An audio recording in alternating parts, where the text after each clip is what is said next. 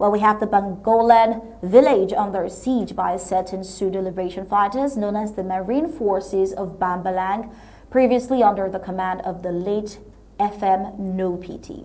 We see a certain turn in this report, but then to get to the details of it, yesterday we brought to you a report of a once feared fighting force in Ngoketunjia County known as the Marine Forces of Bangolan, which has ever since the demise of their leader, FM No PT, turned into a notorious group who are out just to met out suffering on Ambazonians. Recently, this notorious group of pseudo-liberation fighters, mirroring Moja Moja's tactics of repression and violence, called for a 10 days lockdown following the killings of some of their fighters in Bangolan. They blamed the civilian population for conniving with the enemy forces from neighboring La République du Cameroon to execute their fighters and impose a 10-day lockdown in Bangolan.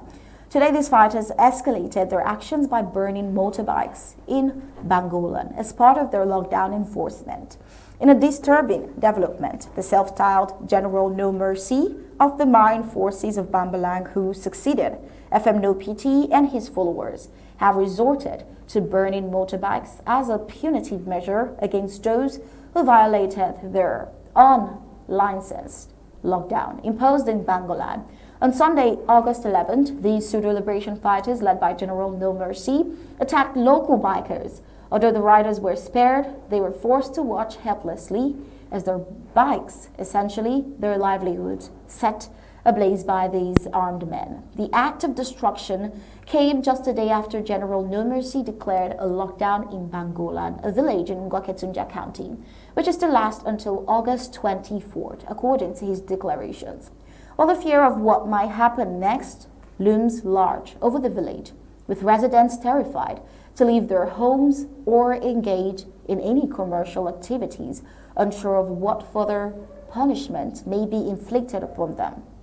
The villagers are left wondering what these pseudo-liberation fighters hope to achieve by imposing such suffering on their own people. As of now, all commercial activities in Bangolan have come to a standstill, leaving the community in a state of anxiety and despair.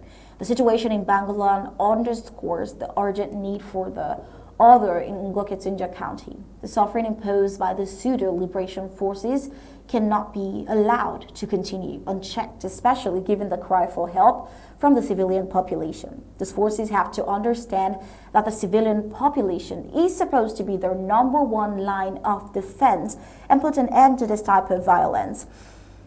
Well, should the lockdown persist, we wonder what it would lead to even more hardship for the people of Bangolan. It is essential that these fighters are properly educated and oriented. Many of them join such groups with good intentions but get lost along the line in its distinction between anti-revolutionary actions and those radical actions that genuinely advance the cause of Ambazonia. Ignorance and misguided zeal should not be allowed to cause further harm to the people that they claim to protect. In the studios with us tonight is Barrister Tim Mbasia and Commander Elvis, who is joining us via audio. This question will be directed to you, Commander Elvis, looking at the scenario here.